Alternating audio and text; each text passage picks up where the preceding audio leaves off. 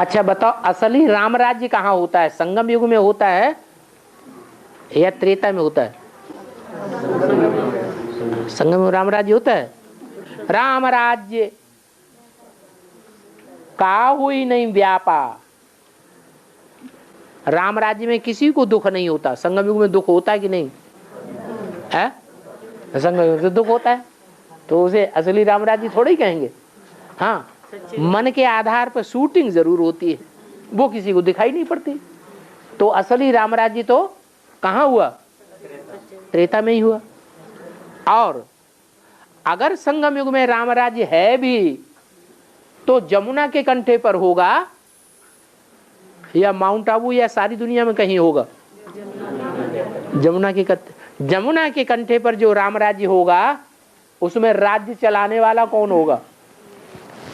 वहां राम होगा या वो राम माउंट आबू में बैठा होगा? माउंट आबू में बैठेगा या जमुना के कंठे पे बैठेगा? जमुना के कंठे पे राम बैठेगा। राम राज्य करने के राम बैठ। अरे जमुना के कंठे पर कन्याएं माताएं राज्य करेंगी या जो दुर्योधन दुशासन आधे पापात्मा आधे पुण्यात्मा बचेंगे वो राज्य करेंगे? हैं? कन्याएं माताएं ही जो अच्छे कर्म करने वाली होंगी या बेविचारिणी, वो ही वहां बैठ करके राज्य करेंगी। उनमें मुख्य कौन है? यमुना के कंठे पर राज्य करने वाली जो माताएं हैं उनमें मुख्य माता कौन है? कौन? धीरे से बोलते हैं। हाँ जोर से बोलो। लक्ष्मी है? काशी नगरी वो राज्य करेगी?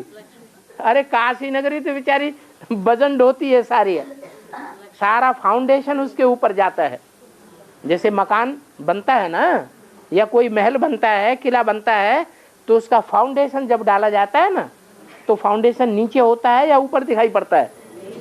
नीचे होता है। वो तो दिखाई नहीं पड़ सकता, वो नहीं किसी को दिखाई पड़ेगा, वो तो बहुत गहरी चीज है। उसको तो ब्रह्मा विष्णु और शंकर ही पहचान पाते हैं। क्या?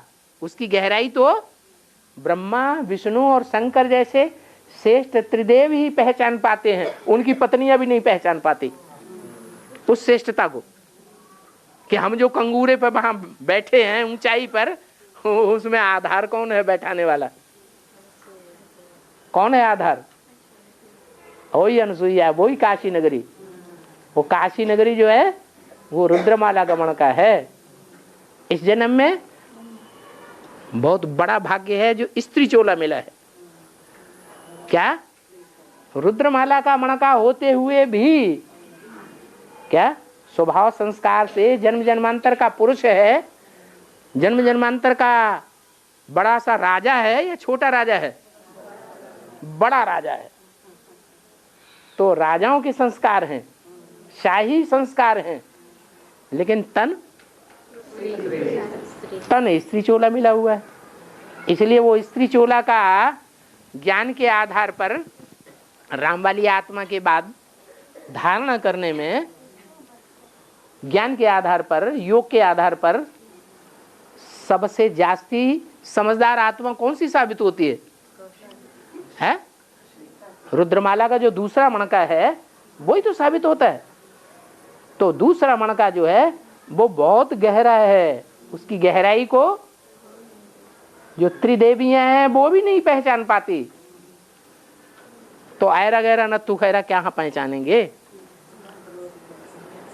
क्या? और हाँ,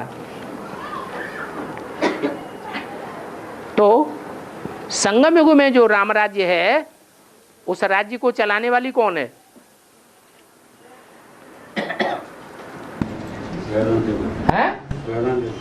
कौन?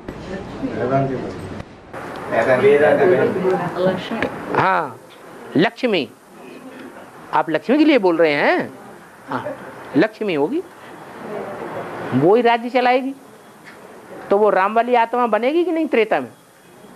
और अभी भी राम का सबसे बड़ा गायन जो है, गुणों में कौन सा गुण है जो संसार में और भारतवर्ष में बहुत गायन योग्य है गुण? वो कौन सा गुण है? मर्यादा पुरुषोत्तम। वो मर्यादा पुरुषोत्तम का प्रैक्टिकल पार्ट राम वाली आत्मा इस समय बजाई रही है या लक्ष्मी वाली आत्मा बजाई रही है? लक्ष्मी वाली आत्मा बजाई रही है। तो संगम युग में भी वही राम हो गया और त्रेता में भी वही राम हो गया। इसलिए राम राज्य बोला गया है। और